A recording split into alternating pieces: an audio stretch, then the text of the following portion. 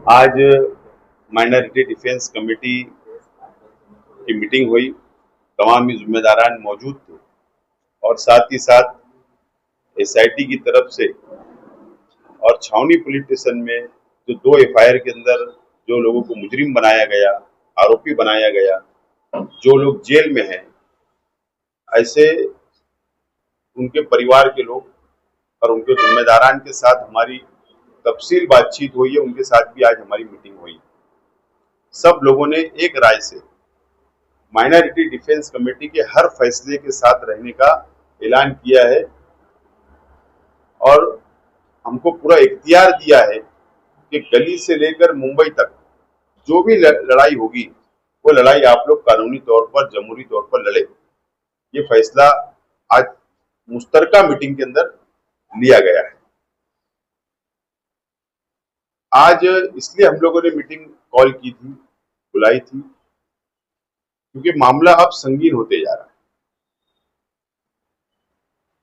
SIT की तरफ से सरकार ने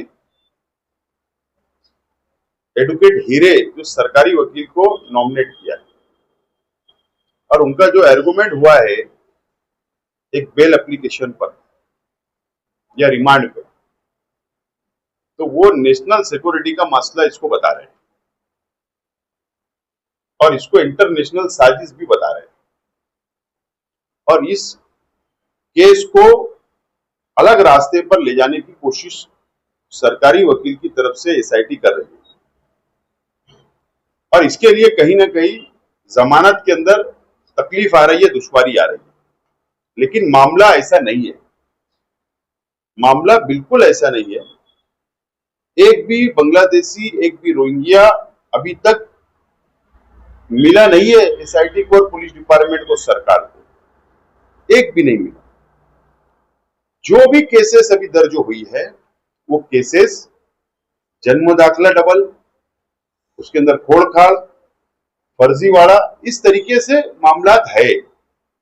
लेकिन रोहिंग्या और बांग्लादेशी पकड़ेगा ऐसा एक भी एफआईआर नहीं है या एक भी इंसान नहीं मिला। उसके बावजूद भी इसको उलझाने की कोशिश की जा रही है। ये तमाम ही चीजों का जायजा हमने लिया और इसके लिए हम लोग माइनॉरिटी डिफेंस कमेटी ने फैसला किया है मीटिंग में कि अब जमानत मालेगांव कोर्ट के साथ साथ में जो लोगों की रिजेक्ट होगी, मुंबई हाई कोर्ट में भी सीनियर काउंसिल के जरिए जमानत रखी जाएगी और मुकम्मल लड़ाई लड़ी जाएगी। ये फैसला किया गया है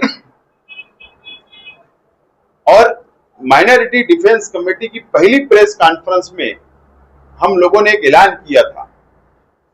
ऐलान ये किया था कि हम किसी से चंदा नहीं मांगेंगे, हम किसी से रुपया पैसा नहीं मांगेंगे। हम माइनॉरिटी डिफेंस कमेटी ये पूरा खर्च बर्दाश्त करेगी, उठाएगी, हम लोग मिलजुल कर। और दोबारा हम इस बात का ऐलान करते हैं और उन जो परिवार के लोग आए थे हमने उनको भी यकीन दिलाया है कि आपसे एक रुपया नहीं लिया जाएगा। कानूनी लड़ाई लड़ने के लिए बड़े वकील लगाना पड़े या जो भी अखराजात रहेंगे माइनॉरिटी डिफेंस कमेटी बर्दाश्त करेगी। तो उन लोगों से भी हमने कहा कि आप किसी को भी चंदा भी ना दे और मैं शहर की आवाम से ये अपील करता हूं कि इन लोगों के नाम पे अगर कोई चंदा मांगता है तो उसको भी चंदा ना दे। ये बात का फैसला हुआ है। डिफेंस कमेटी 2 ख्वातीन की बेल हमारे वकीला रखे थे, उन 2 ख्वातीन की बेल रिजेक्ट हो गई। ऑर्डर कल पीर के दिन मिलने वाला है, इसलिए आज हमने जो लोग भी बंद हैं उन सबको बुलाकर एक मीटिंग किए और ये तय किया कि अब तमाम ही लोगों की बेल सेशन कोर्ट में रख दी जाएंगी, वो सीआर नंबर 40 के हो या सीआर नंबर 51 के हो।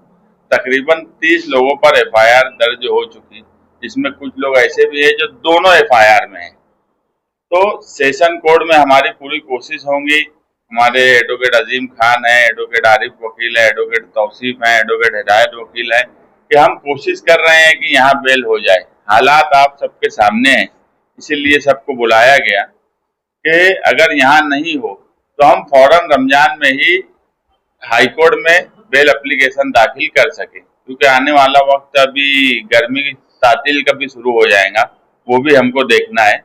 और कोशिश कर रहे हैं कि 2 सीनियर काउंसिल हाईकोर्ट में खड़ा करें और जितनी जल्द से जल्द हो सके वो बेल लें। दूसरी एक बात यह है कि हमारा एक PIL दाखिल है और कल जो एक फैसला आया कि 2900 कुछ अरीजे जो नायब तहसीलदार ने जिनके आदेश दिए थे, वो आदेश रद्द करके हेल्थ ऑफिसर जो कारपोरेशन की है और कारपोरेशन उसको दिया गया है कि वो बर्थ सर्टिफिकेट रद्द कर दे। उसमें जो वजह उन्होंने लिखी है कि नायब तहसीलदार को जो पावर दिया गया था वो उसका अधिकार नहीं था, वो पावर डेलीगेट किया जो दिया गया, तो नायब तहसीलदार के आदेश जितने भी दिए गए 2900 के ऊपर वो सारे आदेश रद्द कर दिए जाए। हमारा जो PIL हाईकोर्ट में फाइल है उसी में अभी आसिफ भाई की जो हमारे वकील एडवोकेट महेंद्र, उनसे बातचीत हुई है, तो हम उसी में एक एफिडेविट करके अटैच कर देंगे कि ये जो गलती है ये गलती डिपार्टमेंट की है। और कानून एक ऐसा होता है कि कानून एक चीज है और एक आदमी का सोचने का भी एक अपना एक ढंग है कि अगर किसी को पावर डेलीगेट किया गया और उसने अरीजेदार को, मतलब नहीं है कि कलेक्टर के पास उसका अधिकार है कि तहसीलदार के पास है कि नायब तहसीलदार, उसने अगर अरीजा दिया और उसके डॉक्यूमेंट बराबर है तो तुम्हारे डिपार्टमेंट का इंटरनल मामला है कि वो अधिकार था कि नहीं था, उसका दाखिला रद्द करना ये बात मुनासिब नहीं है। क्योंकि 2900 से ज्यादा दाखिले रद्द होने में बहुत से बच्चों के उन दाखिलों पर एडमिशन हुए, बहुत से लोगों के उन दाखिले पर पासपोर्ट बने, तो एक दाखिला जो बुनियादी चीज अगर रद्द होंगी तो आगे दूसरे डॉक्यूमेंट जो उसके आधार पे बने हैं वो सब पर सवाल खड़ा हो जाएगा। तो इसलिए वो मामले को भी हमने संजीदगी से लिया है और एक PIL में ही उसको अटैच कर देने वाले हैं। और हमको पूरी उम्मीद है कि जो तरीका सरकार अपना रही है, यानी कानून का सहारा लेकर बिल्कुल गैर कानूनी तरीके से काम कर रही है, उसका इंसाफ हमें हाईकोर्ट से इंशाल्लाह मिलेगा। अभी जो हाईकोर्ट में आप जाने की बात कर रहे हैं, तो हाईकोर्ट ने इनका मुस्तकीम भाई ने एक डिटेल बताई है कि तहसीलदार ने एक प्रस्ताव जो है मालेगांव म्यूनिसिपल कॉर्पोरेशन और गवर्नमेंट को भेजा है और उसमें ये बताया गया है कि नायब तहसीलदार को पावर नहीं थी, तो नायब तहसीलदार ने जो 2900 से जायद आदेश दिया है उसको रद्द किया जाए। अब तहसीलदार ने जब पावर डेलीगेट किया नायब तहसीलदार को तो उसकी डिटेल कलेक्टर और प्रांत को दिया ही होगा, तो उस वक्त कलेक्टर ने या प्रांत ऑफिसर ने ये बात नहीं की कि नायब तहसीलदार को किसी तरीके की पावर नहीं है। अभी जब SIT इसमें इन्वेस्टिगेशन कर रही है और एक माहौल जो बनाया जा रहा है मालेगांव को बदनाम करने के लिए और जिस तरीके का माहौल बनाया गया है, तो उसकी दबाव में है और ऊपर के प्रेशर की वजह से ही तहसीलदार ने जो है ये लेटर इशू किया है। तो इंशाल्लाह हमने जो एक PIL दाखिल किया है उसमें हम लोग जो है एफिडेविट फाइल करके ये मामला भी हाईकोर्ट में रखेंगे कि जब इन्वेस्टिगेशन SIT की चल रही है और जो दाखिला 2900 से ज्यादा लोगों को मिला है वो गलती जो है वो तहसील ऑफिसर, प्रांत और कलेक्टर की है, इसकी वजह से आम लोगों को तकलीफ ना हो, इसके लिए जो आदेश रद्द करने की बात की जा रही है उसको कैंसिल किया जाए। बोल रहे आप